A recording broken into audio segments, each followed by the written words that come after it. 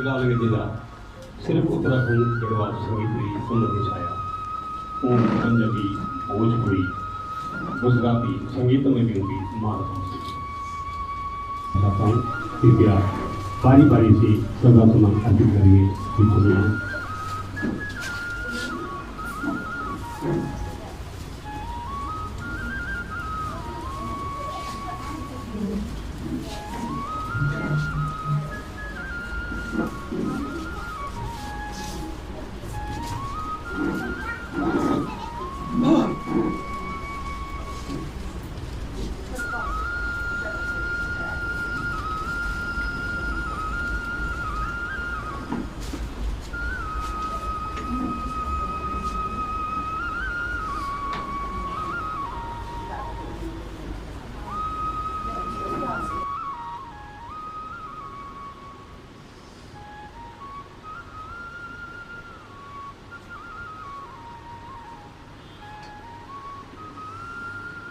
और झापा जजमानी जब पहली कैसेट आई थी तब से और अब तक का सफ़र, यानी कि 8 महीने पहले जब हमने नोएडा स्टेडियम में महाकौतिक किया था तो वहाँ पर रंगीला जी ने गीत भी अपना प्रस्तुत किया और बोल रहे थे कि यार अगले साल चौहान जी पता नहीं ये अवसर मिलता है या नहीं मिलता है। तो दिसंबर माह में सुनीता पिलवाल जी भी थी उस कार्यक्रम में और जितने भी हमारे पुराने लोक संगीत के लोग थे वो उसका आयोजन में शामिल थे। तो लोक संगीत के मर्मज्ञ रंगीला जी ने हमारे उत्तराखंड के नए उभरते कलाकारों के लिए एक बहुत सहजता के साथ, क्योंकि यहाँ पर संगीतकार का जो साम्राज्य था वो पंजाबी लोगों का था और वही लोग संगीत गीतों में दिया करते थे, पहाड़ी गीतों में, चाहे वो चरणजीत आहूजा जी हों, चाहे वेद सेठी जी हों, चाहे ज्वाला प्रसाद जी हों या बहुत सारे अन्य संगीतकार। लेकिन रंगीला जी ने उत्तराखंड के लोक कलाकारों के लिए इतना सहज, इतना सरल, बहुत किफ़ायती दरों पर, बहुत सस्ते दामों पर संगीत उपलब्ध कराया और एक लोक संगीत की यात्रा को बहुत आगे बढ़ाया। तो लोक संगीत का जब जब इतिहास आएगा, जब जब जागर का इतिहास आएगा उत्तराखंड की लोक संस्कृति में, तब तब रंगीला जी का,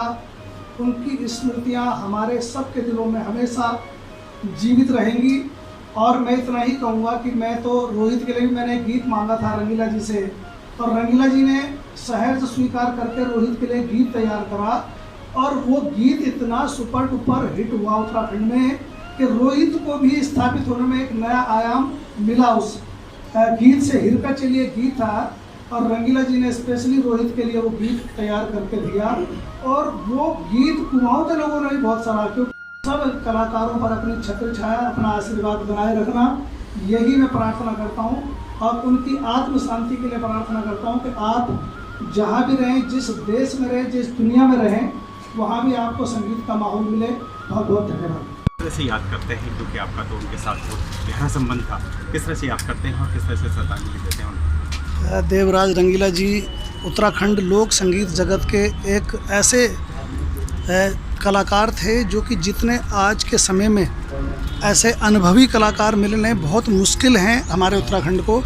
उत्तराखंड लोक संस्कृति की एक बहुत बड़ी क्षति हुई है रंगीला जी के जाने से, राही जी के जाने से। और आज जो कलाकार हैं, देखो लोक संगीत के जो मर्मज्ञ थे वो जागर शैली के हो, लोक संगीत का कोई गीत हो, लोक गीत हो, उसमें जितनी जानकारी, जितना अनुभव, चाहे वो डौर थकली का अनुभव हो, चाहे वो आपका हारमोनियम से लेकर के लोक संगीत को बढ़ावा देने के लिए,